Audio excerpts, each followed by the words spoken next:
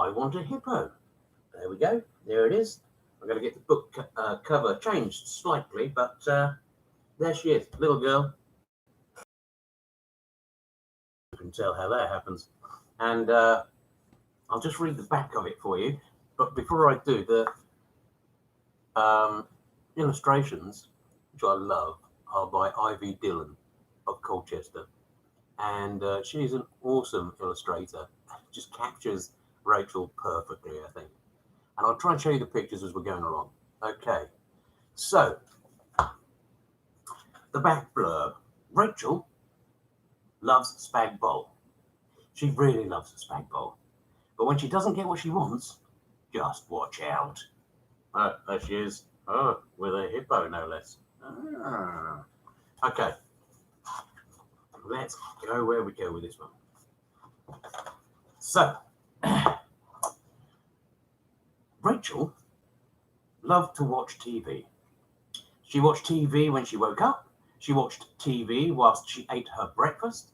She watched TV after breakfast, even when her mummy had asked her to get dressed. I don't want to get dressed. I want to watch TV, said Rachel. You can't go to school in your pajamas. Come on, Rachel, it's time to get dressed. Really, said her mummy. Rachel was not happy. She thought her mummy was being unreasonable. Turn the telly off now, please, Rachel. No. Then I'll turn the telly off, said her mummy. Rachel screamed. She threw herself on the floor, kicked her legs up in the air, and shouted, I want the telly on! I want the telly on now! Put it back on now! 5 minutes later, when Rachel was sitting on the naughty step in her school clothes, she said to herself, My mummy is cruel and horrible and unreasonable. Later on that day, when Rachel came home from school, her mother gave her tea. It was spaghetti bolognese. Rachel loved spag bol. She really loved spag bol and ate it all up really quickly. More, please, she said. No, said her mother. You'll go pop, you've eaten so much. But I want more. Give me more now. No, Rachel, it's not good to eat too much, said her mother, even if you like something a lot, really. Rachel was not happy. She thought her mummy was being unreasonable. Give me more spag bol now, she shouted, and threw her plate on the floor and kicked her chair over and screamed some more. Okay, so there's her mummy not happy with Rachel sitting on the naughty step. And there's Rachel not happy with anything right now. I wonder how this is going to pan out. Oh, I know, I wrote it. Yes. 5 minutes later, when Rachel was sitting on the naughty step, again, in her pajamas, she said to herself, My mummy is cruel and horrible and unreasonable. Later on, when Rachel was sitting in bed, however, her mummy asked her if she wanted a story. Yes, please, she said. Rachel loved her mummy reading to her. She really loved her mummy reading to her. Now, the book had a picture of a hippopotamus on it. It was a story about a hippopotamus who was learning to dance. Can I have a hippopotamus? said Rachel. No, dear, said her mummy. Hippos belong in the wild and in zoos. Sometimes. But I want a hippopotamus, said Rachel. Don't be silly, dear. They're far too big to keep as a pet, said her mummy. Rachel started to get angry. She thought her mummy was being unreasonable. I want a hippo as a pet. You never give me what I want, she shouted. Settle down, Rachel, said her mummy. Or be careful. What you ask for, you might just get it. There she is, having another bit of a meltdown there. There we go. I'm sure that no children actually watching this have ever had a temper tantrum, have you? Pretty sure that's the case. Rachel started shouting and kicking her legs in the air. I want a hippo! I want a hippo! Mummy sighed. All right, Rachel. All right, I will get you a hippo tomorrow. Rachel stopped kicking her legs in the air and shouting. She was a bit surprised. A real hippopotamus? Yes, said her mummy. A real hippo.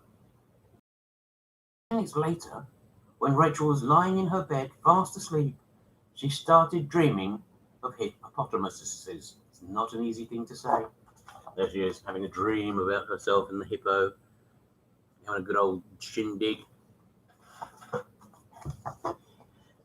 In the morning, Rachel's mummy went to the zoo and bought the biggest hippopotamus that they had. The zookeeper was a little bit surprised that anybody would actually want a hippopotamus. He helped Rachel's mummy squash the hippo into the car. Finally, and eventually, they managed to make it fit in, with the hippo's head sticking out of the sunroof and its bottom sticking out of the rear window. Rachel waited at home, feeling really excited. It was getting late and she was getting hungry. She was really going to get a real hippopotamus. She thought how kind and lovely her mummy was. Not cruel and horrible or unreasonable at all. God, there's the hippo waiting to go. Look at that, to its new home. Eventually, Rachel's mummy drove up the drive with a real hippopotamus squashed into the car. Rachel rushed outside and shouted, "Thank you, Mummy, thank you!" Together, they pulled the hippo out of the car. Rachel's daddy helped them squeeze the hippo through the front door and into the kitchen. There it sat, looking around. Rachel's mummy said, "There you are, Rachel. A real live hippo. Let's have some spag bowl, shall we?" She made a big plate of spaghetti bolognese, squashing herself past the huge hippo, and Rachel, who was hugging the hippo. Okay. She put the plate on the table, but before Rachel could even pick up a fork, the hippo leaned forward and with one big mouth, scoffed all of the spag bowl, plate and all. Rachel looked at her mummy. She looked at the hippo. My spag bowl, she said. The hippo burped and then did something unmentionable on the kitchen floor. We don't talk about that. There was an odour, and it wasn't a pleasant odour, and the hippo looked slightly embarrassed. Rachel didn't feel very hungry at all. The hippo looking a little bit slightly embarrassed. Hippo still being loved by Rachel right now, though. Rachel's mummy said, "Why don't you take the hippo into the lounge and watch some telly before bedtime?" Rachel pulled on the hippo's neck, and eventually, with a lot of puffing and heaving, she managed to push it through the door and into the lounge. She sat down and turned the TV on. The hippo lay down in front of the TV. Rachel couldn't see anything. She tried moving to another chair and trying to look around, but the hippo was just too big to see around. "Mummy!"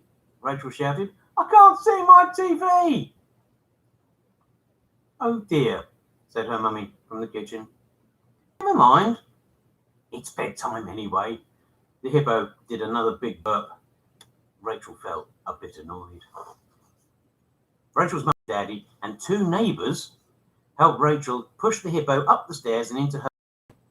Rachel got into her pyjamas and brushed her teeth.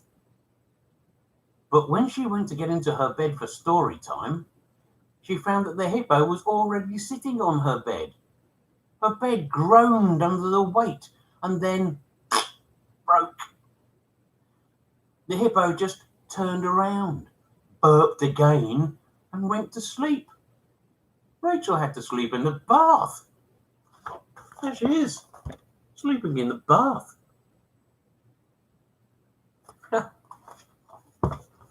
In the morning, Rachel said to her mummy, "Thank you for getting me a hippo, mummy, but can you take it back to the zoo, please?"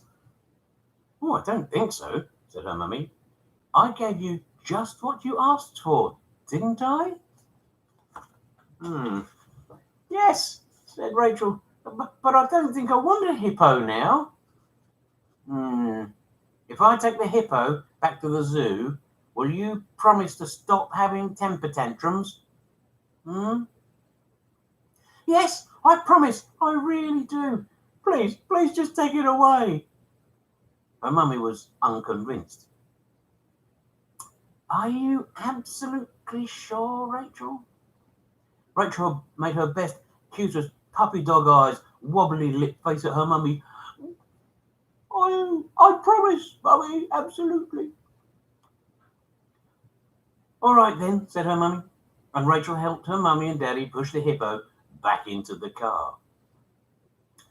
That night, Rachel had spag bowl for tea. She really liked spag bowl and ate it all up. "More, please, mummy," she said happily. Can you see where this is going? "No, Rachel, you've had enough. Too much food isn't good for you," said her mother. "But I want more." "I said no, dear. Now go and get into your pajamas," said her mother, clearing the plates away. Rachel started getting angry. She thought her mother was being unreasonable. "I want more spag bowl. Give me more spag bowl now," she shouted. 5 minutes later, when Rachel was sitting on the naughty step in her pajamas, she thought to herself, "My mummy is cruel and horrible and unreasonable." Her mummy sat in the kitchen, drumming her fingers on the table and staring into the distance. Only the kitchen heard her sigh, growl in frustration over a cup of very chocolatey, hot chocolate. The end. Now that's one to talk about, isn't it? We'll see how that goes. All right. I hope you enjoyed that. And shortly, I'm going to be doing the bucket. And we'll carry on from where we left off last night. Thanks very much for watching. Catch you later, folks. Bye now.